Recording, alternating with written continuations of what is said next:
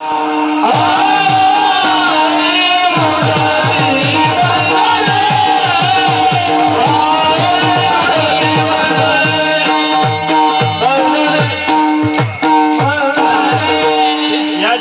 सगळ्या गोष्टी नाश पावणार आहे. कोणालाच या जगातलं किलो 2 किलो काय म्हणते वाडीवरच राहते तुम्ही त्याला वाटत आली इतकी लोक कस काय बाबा बस केली. आता सव लागल तुला हळूहळू. 2 वर्षात 14 टाळकरी झाली. नामदेव महाराजांच्या घरी किती टाळकरी होते? 14. माऊली हे तुम्ही इकडचे पोरं मोजा आणि इतके मोजा. 14 पोर आहे. मोजावर पटकन आहे की नाही? 14 फटकन मोजा ना. चल का की तिकीट त्याला कपडे घ्यायचं जायचं का आता? किती पोर आहे? हा 12. सगळे मोजले का? हा आणि 2 उभे राहिले असते तुम्ही 14 नसते झाले की. किती छान दिसते लेकर पाहना. सांगू तुम्हाला उद्याचा भागवतकार ऐका. विनोदाचा भाग सोडा. कळकळीनं सांगतो फक्त लक्ष देऊन ऐका. उद्याचा भागवतकार, उद्याचा रामायणाचार्य, उद्याचा कीर्तनकार याच्यातच का खोटं माऊली? चेअरमन काकाला जिजा माऊलीला विचारा कुठं उभी होतो माऊली आम्ही? तुमच्या सगळ्यांची कृपा, ज्ञानोबराची कृपा, तुमच्या सगळ्यांचा आशीर्वाद असेच उभी होतो ना तुमच्या सोबतच. माऊलीला विचारा, चेअरमन काकाला विचारा. 5 दिवसाचा पहिला सप्ताह केलता बोरगावला. तर बोरगावच्या टाकळीच्या मध्ये पाणी पडेल होता, गारा होता, चिखल. तर त्या गाऱ्यात पडलो होतो मी गाडीवर. वेळेवर फोन आला होता मसलेकर महाराजांचा, मला अजून आठवतो. 5 दिवसासाठी गायला मी बोरगावला आलो होतो पहिल्यांदा या भागात. म्हणजे फिरतो तसा काहीच मी दाणी कुठे घरी बर का. तर कितवं वर्ष आहे गुरुजी? 3रं. हा तर 3ऱ्या वर्षात 8 पोर उभी आहे ना. किती आहे? 12 आहे का? हा किन 2-3 उभं राहा. नामदेव महाराजांच्या घरात 14 टाळकरी होती. नामदेवाची घरी 14 जण स्मरती हरी. ही माणसाची गरजच आहे. पण 3 वर्षात जर 12 लेकरं टाळ घेऊन उभं राहू शकते ना, तर 11 वर्ष सप्ताह चालू झाल्यावर याच्यातला एक तरी महाराज झाल्याशिवाय राहणार नाही. ही गादी ऐका ना, ही गादी इतकी पवित्र आहे. तुम्ही रविवारी काय खात असेल, मंगळवारी काय खात असेल, तुमच्या गळ्यात माळ असेल नसेल मला माहित नाही, मला काही घेणं बी नाही. सांगू तुम्हाला, नाही याच्यातला कीर्तनकार झाला, नाही याच्यातला भागवतकार झाला, तर हे मोठं झाल्यावर त्यांना आईला आई म्हणतील आणि बापाला बाप तरी म्हणतील. तुम्ही केवढाही बंगला बांधा, किती संपत्ती कमवा, त्या बंगल्यात किती दिवस ठेवायचं देवाच्या हातात नंतर, पण आधी पोराच्या हातात आहे. 10 वर्ष झाले काही की पोरं बंगला बापानं बांधला आणि त्यानं कुड बापाला बंगल्या शेजारी बांधला. ते म्हणतो तुम्ही याच्यात राहा. ते बी पोरगा आम्हाला बंगल्या चहा प्यायला नेतं काका. त्याला जर म्हणलं बाबा नाही कुठे, ते म्हणते शेजारी राहत्या, त्याला फडशी जमत नाही, त्याला अन्न जमली राजुरून, बसून जमली त्याला सालं घालून, फक्त त्याच्यावर बास टाकून त्याला जमत नाही का फडशी? म्हणलं तू ठोत नाही त्याला जमती. किती शोकांती काय महाराष्ट्राची. सांगू तुम्हाला, महाराष्ट्रात आणि भारतात जास्तीत जास्त वृद्धाश्रम आहे. आणि त्या वृद्धाश्रमामध्ये सर्व्हिसवाल्या मुलांचे आई वडील आहे, शेतकऱ्यांचे नाही. याच कारण आहे आणखीन खेड्यात आणखीन शेतकऱ्याकडं संस्कृती जतन केल्या जाते. याच कारण आहे ज्ञानोबराय तुकोबरायचे विचार शेतकऱ्यांकडे आजही आहे. सगळे शिकलेले गधे मला ते बी म्हणत नाही, आपल्याला तिकडे जायचं नाही. पण सप्ताह करण्याचा हा फायदा आहे. जास्त पैसा झाला म्हणून सप्ताह करायचं. तुम्ही गेल्यानंतर यायला बी टाकरच भरायला लावून नाही का? हा एका महिन्यात 3 लेकरं वारले माझ्या गावातली. 3 एकाला 2-2 लेकरं. गवाड गुरुजी विचारा, नाव सांगत नाही, शूटिंग चालू आहे. एका महिन्यात 3 लेकरं वारले, नाव सांगत नाही. एका लेकराला 3-3 पोरं आहे मावली. कोणी ड्रायव्हरच होतो, कोणी गाडी सांगत.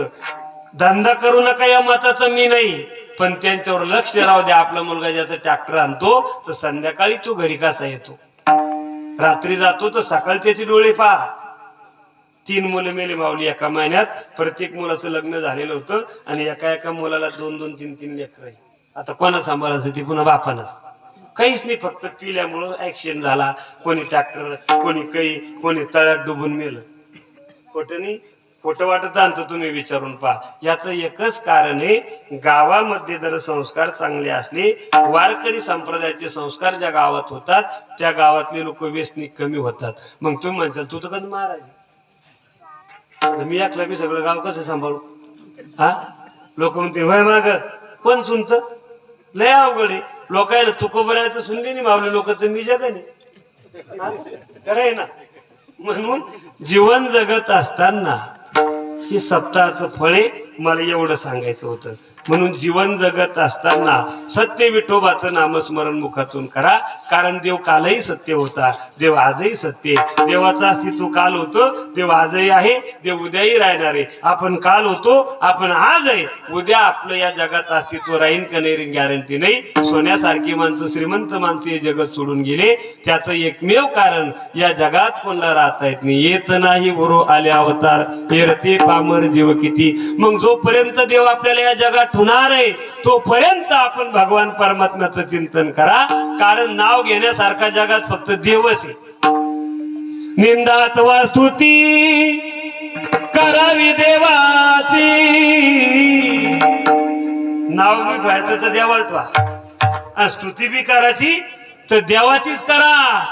कीर्ती मानवाची गाऊ नये,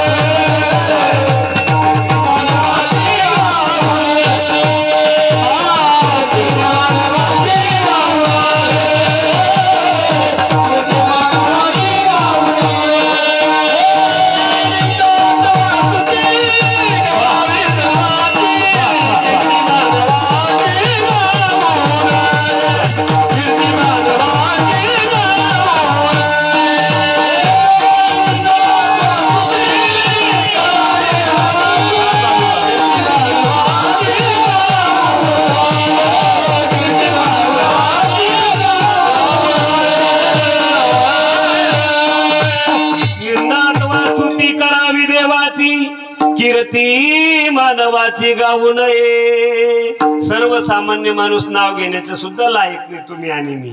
म्हणून निंदा बी करायची तर देवाची करा, स्तुती करायची तर देवाचीच करा.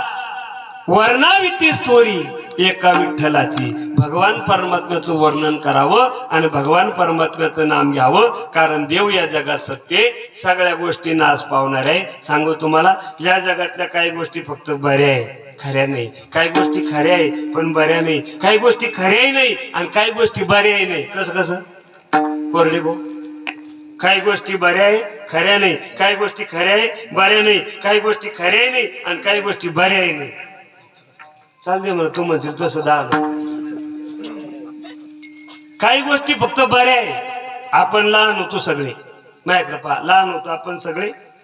लहान आपण असताना आई आपली चुलीवर स्वयंपाक करायची. गॅस कुठं होती, आला त्याच्यावर टाइम. आता हळूहळू येऊ राहिलं तिकडं.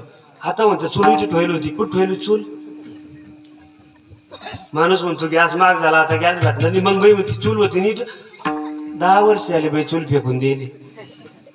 किती अवघड झाले. लहान होतो आपण, आपली आई चुलीवर स्वयंपाक करायची. आपण लहान असताना मग लेकरू रडायचं. लेकरू रडायला लागलं की आई स्वयंपाक करत असताना आईचे हात भरलेला असायचे ना पिठाला. मग आईला पटकन लेकराला घेता येत नाही. आई त्या लेकराला म्हणायची बाळा रडू नको. आता लेकराला काय कळतं, आता किती अडवण करून काही कळतं त्याला माहिती पहा तुम्ही. हे उदाहरण आहे. लेकराला काही कळत असतं का? नाही. आई म्हणायची बाळा अरे थोडा स्वयंपाक करायला एवढा संपला की आपण मी तुला घेते, तू रडू नको. ते पुन्हा जोऱ्यात रडायचो. आई त्याला ओरडून सांगायची बाळा अरे रडू नको, आता जरा रडला तर कोपऱ्यात काय काय काका बाबुलबा हा काय म्हणायची आई, रडू नको, आता जर रडला तर कोपऱ्यात काय. मग मोठाल झालो आपण आता. हा आपली बी मंडळी आपल्या लेकराला तेच सांगू राहिली, काय रडू नको, आता जर रडला तर कोपऱ्यात काय. मग मोठाल झालो ना आपण आता. आणखीन कोपऱ्यातला बाबुलबा, कोपऱ्यातली भोकाडी दिसली भाऊ. पण लेकरू रडायला थांबलं की नाही? थांबलं ना. पण एवढा नाही झालो आपण, कोपऱ्यातला बाबुलबा दिसला. तुम्हाला दिसला भाऊ शूटिंग वाले? तुम्हाला भाऊ? मग कोपऱ्यात बाबुलबा नाही? लाल शर्टावाले कोपऱ्यात बाबुलबा नाही आहे? दिसला का? मग आपली आई खोटं बोलत होती का? त्यांचे आपण जो कशी आपण तर आहेच, पण लेकरू रडायचं थांबतं म्हणून कोपऱ्यातला बागुलबा कसा आहे, कोपऱ्यात काहीच नाही. आईला माहितीये कोपऱ्यात काहीच नाही. आईच्या दृष्टीने कोपऱ्यातला बागुलबा फक्त बरा आहे. का बरा आहे? लेकरू रडायचं थांबतं म्हणून बरा आहे. आईला माहितीये कोपऱ्यात काहीच नाही, पण लेकराला वाटतं असेल बापा जीन खाऊन रडणार लेकरू शांत राहायचं. त्याचा अर्थ आहे संसारातल्या गोष्टी फक्त बऱ्या आहे. ताईचा हा संसार पाहता पाहता किंवा गारुड्याचा खेळ दिसे क्षणभर. गारुड्याच खेळ पाहिला किती गर्दी तयार होती. गारुडे काय करतो, त्या टोपली खालून साप काढतो टोपली खालून आपल्याला दाखवतो, पुन्हा मध्ये ठेवतो. सगळ्याला म्हणतो 20-20 रुपये काढा. त्यातले काही काढते आपल्यासारखी मागच्या मागच. हे तर पटलं तुम्हाला. तो काय करतो, त्याच्यातली 1ची 20ची नोट घेतो, त्याच्यात ठेवतो, पुन्हा त्याच्यातून 500ची काढतो. म्हणजे 20ला काय करतो ते 500ची करतो. कोण पाहिलं ना तुम्ही गारवड्याचा खेळ. मग 20ची ती 500ची राहते का. वेळ संपला आपला, पटकन बोला. गारुडी काय करतो त्याच्या खेळात, आधी साप काढतो. तो साप गारुड्याला चावत नाही, आपल्याकडे बी सोडतो. तो सापाचा खेळ पाहून गर्दी जमा होती. पुन्हा आपल्या जवळचे 20 रुपये घेतो, तो आपल्या खाली घेतो की असं करतो की तसं करतो की 30-20ची नोट आपल्याला 500ची दिसती की नाही. मग ती 20ची नोट 500ची राहती का दिसती. गारुड्यानं जर 20ची नोट 500ची केली असती तर गारुडी आंध्र प्रदेश मधून केदारकडच्या बाजारात आला असता भाऊ. तिथे 20ची नोट नव्हती त्याला. याचा अर्थ आहे गारुड्याचा खेळातली 20ची 500ची नोट फक्त क्षणभरच दिसती. त्यानं ती 500ची आपल्या हातात दिली तर ती 20ची कितीची आहे, 20ची. तैसा हा संसार किंवा जळी बुड बुडी देखता देखता क्षण लागता दिसेनासे. मोटर चालू केली हौदात बर का, बुडबुडी येते. किती वेळ राहते ते, क्षण न लागता दिसेनासे. मग असे 1000 वेळेस जरी मोटर चालू केली तर बुडबुडावरच येतो. आणि मोटर बंद केली की बुडबुडा, पाणी शांत झाला की तो बुडबुडा राहत नाही, ते पाणीच राहत. तैसा हा संसार पाहता पाहता. म्हणून या संसारातल्या सगळ्या गोष्टी खोट्या आहे, नाश पावणार आहे. फक्त सत्य विठोबाचं नामस्मरण मुखातून घ्या. काय फायदा होईल, माणसाच्या जीवनातलं बंधन नाही.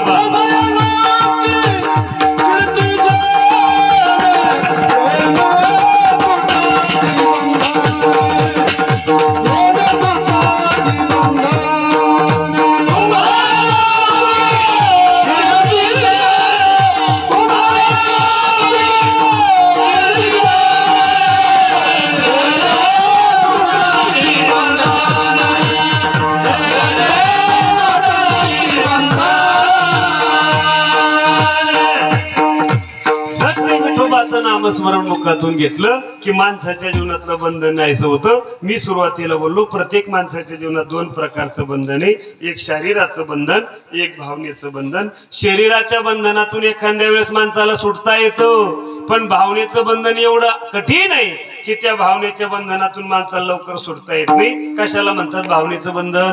कल्पना करा, श्रीरामवाडीवरला एखादा माणूस बिड्या पितो.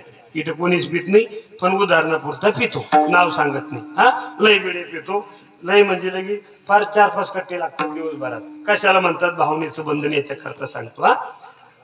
त्या बिडे पिणाऱ्या माणसाला एक सदग्रस्त भेटला, सांगितलं बिडे पिणं चांगलं नाही, फुफ्फुस खराब होतो, कॅन्सर होतो, माणूस मरतो, खोकला होतो, टीबी होती, परिवार उघड्यावर पडतो, बिडे पिल्याने पाहिजे, चांगलं नाही. कोण सांगते? कोण सांगते?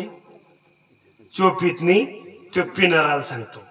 तो जो पितो का तो सगळं ऐकून घेतो. ते म्हणतो हे पाय, बिडीनं काय काय दुष्परिणाम होतात, बिडीनं काय काय दुःख येतो मला सगळं माहिती. बिडीनं खोकला येतो, दम लागतो, हातपायाला गोळे येतात, मला खोकला येतो, बिडीनं टीबी होती, बिडी पिल्यानं कॅन्सर होतो, फुफ्फुस खराब होतं, माणूस मरतो, परिवार उघड्यावर पडतो, हे सगळं मला माहिती पाय. मला आहे ना लगी दिवसभर नसली तर चालते. काय